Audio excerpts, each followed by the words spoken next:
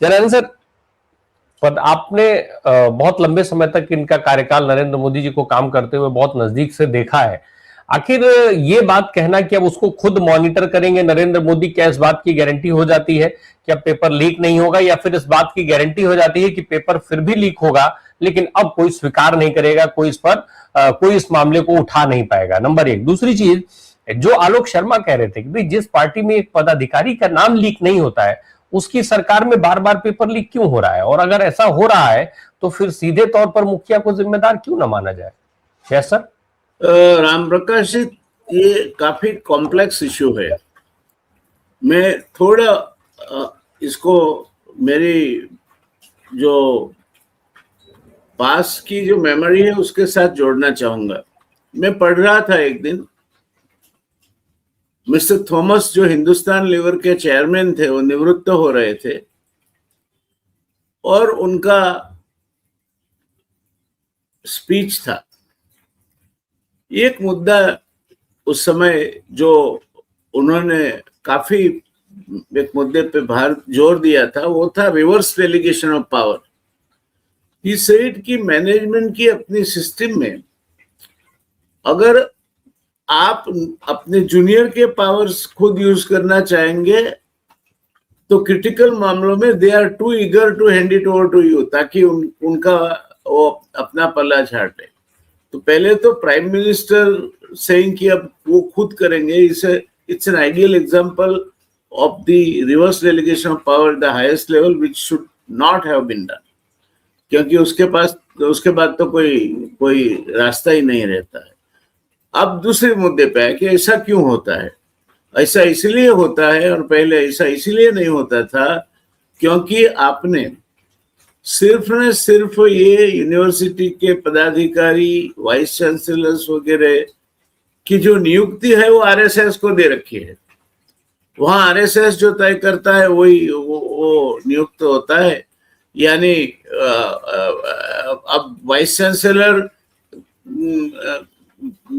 है तो vice chancellor का पूरे यूनिवर्सिटी के व्यवस्थापन पे या परीक्षाओं के जो कंट्रोलर है उनका पूरे परीक्षाओं के व्यवस्थापन पे काबू है, और वो काबू रखने के लिए सक्षम है, वो नहीं देखा जा सकता। वो थर्ड ईयर ओटीसी ट्रेन है या संघ से जुड़े हुए हैं, इनके परिवार ने संघ को इतने साल पाला है, ये सब मुद्दे ये सो कॉल्ड हिंदुत्व की बातें करके उसके साथ लगाए जाते हैं।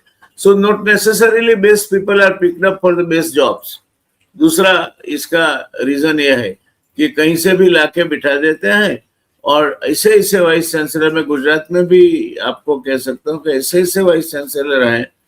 एक वाइस चांसलर ने ऐसा बता दिया था कि भाई देखो कोई कॉपी करते पकड़ा जाएगा तो फिर बहुत इसका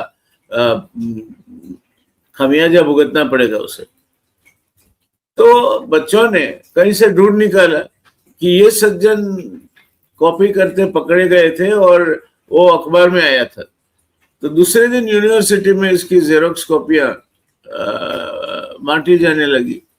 तब ये अगर आपके वाइस चांसलर का या रजिस्ट्रार का या आपके जो पदाधिकारी जो सेनेट सिंडिकेट में नियुक्त करते हैं उनका, या हायर सेकेंडरी बोर्ड है तो उसके मेंबरान का, अगर यही चाल चरित्र और चेहरा रहा तो यही होगा, इससे आगे कुछ नहीं होगा। तीसरी बात जो ये आरएसएस बीजेपी कंबाइन ने की है और जिसका खामियाजा मैं गुजरात में तो नजरों के सामने देख रहा हूँ। In fact yesterday only I wrote a piece for one of my columns.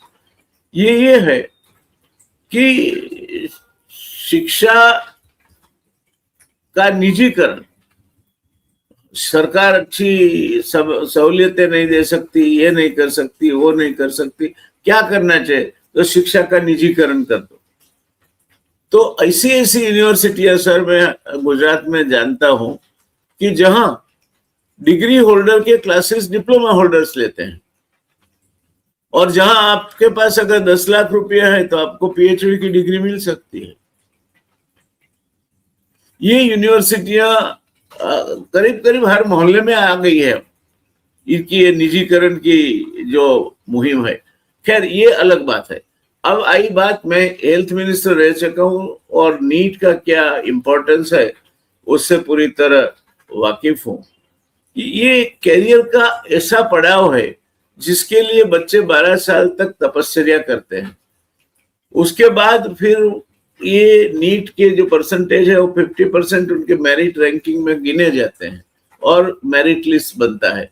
तो इनके लिए this is do or die का। JEE advance and NEET are do or die kind of A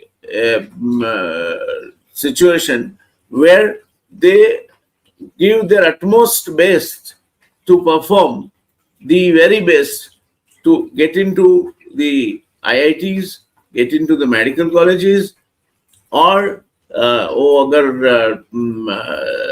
cat का एग्जाम देते हैं और कोई एग्जाम देता है तो IIMs, ऐसी जो प्रेस्टिजियस यूनिवर्सिटीज हैं, संस्थाएं, उनमें कैरियर के लिए एक मौका मिल जाए उनको, वो सबको नहीं मिलता। उसका प्रतिशत भी आप देखें तो 4 या 5% क्वालिफाई हो सकते हैं। मैं जब IIT में मेरा एंट्रेंस हुआ तब करीब 4 लाख लोग इकट्ठे हुए, अपीयर हुए थे, उसमें से 4000 सिलेक्ट हुए थे। तो ये इसका रेशियो है। वो रेशियो में आने के लिए sir virtually one has to burn his blood, तब जाके कहीं बात बनती है। और ऐसे समय पे अगर पेपर लीक हो जाए तो क्या हाल होगा वो अगले वाले का, वो आप समझ सकते हैं। वो चूर चूर हो जाएगा टूटकर। 20 बच्चों ने सुसाइड किया, जो उल्लेख किया गया, वो और भी करेंगे। तो ये परिस्थिति के लिए प्राइम मिनिस्टर को पहली बात है, who is prime minister, what is his competence to ensure that there will be a leak proof entrance examination of NEET or JEE advance or CAT or anything. It's not Prime Minister's job. He must ask the person who is responsible for carrying out their job to carry it out or face the consequences. That's the answer. अब आप वो नहीं करते हैं। आपके party के कार्यकर जो हैं, बड़ौदा में एक सज्जन जो पकड़े गए थे, पार्टी के पदाधिकारी, वो फर्जी डिग्रियां बेचते थे। अब आप इस तरह से इस पूरे मसले को संघ के साथ जोड़ेंगे, ABVP के साथ जोड़ेंगे, मुझे ताज्जुब होता है। स्टूडेंट ऑर्गेनाइजेशन के जो लीडर्स हैं सब PhD हो गए हैं अभी। अब मेरे गाइड थे प्रोफेसर बकुल धड़किया, जो IIM के डायरेक्टर थे एट द टाइम। 5 बार साहब थीसिस लिखवाया था मेरा और बहुत रगड़ा था, तब जाके कहीं उन्होंने स्वीकार किया था। तो अब इस तरह का जो मीडियोक्रेसी गैलोर एवरी लेवल पे कर दिया है इन्होंने, इसमें सबसे ज्यादा अगर कोई इसकी बलि चढ़ती है तो जो विद्यार्थी है, जो इसके लिए मेहनत करते हैं, जो इंटेलिजेंट है, जिनको वहां जहां होना चाहिए वो वहां नहीं हो पाते, और जिनको नहीं होना चाहिए वो वहां हो पाते हैं। जैसे गुजरात में ऐसी नीट की एग्जाम के लिए एक पेपर सेंटर से लीक हुई थी और पकड़ा गया, तो उसके बाद में पाया गया था कि क्या हुआ, मामला हशश हो गया, पता नहीं। वो पार्टी से जुड़े हुए लोग निकल आते हैं। और आजकल सरकारी कर्मचारी, जो मामलतदार लीजिए आप, डिस्ट्रिक्ट एजुकेशन, वो भी जैसे भारतीय जनता पार्टी के कार्यकर हो उसी तरह काम करते हैं, और उसी को ख्याल में रखते हुए इनको पोस्टिंग दिए जाते हैं। तो पूरा सिस्टम सर आपने खत्म कर चुका है। अगर आप ये सिस्टम खत्म कर दोगे और फिर आप अपेक्षा, प्राइम मिनिस्टर जाके क्या करेंगे इसमें, मुझे समझाइए आप। मेरी तो समझ में नहीं आता कि प्राइम मिनिस्टर के पास ऐसी कौन सी जादुई चिराग आ गई है जो जाके घिसेंगे और जीन आएगा, बोलेगा बोलो मेरे आका, तो बोले लीकेज बंद हो जाए, तो जीन गया तब का गया, वापिस नहीं आएगा। तो ये this is reverse delegation of power, wrong thing to do, unnecessary dramatization of the serious issue, and still not accepting that there is a basic need to correct it. That is where the problem lies, sir.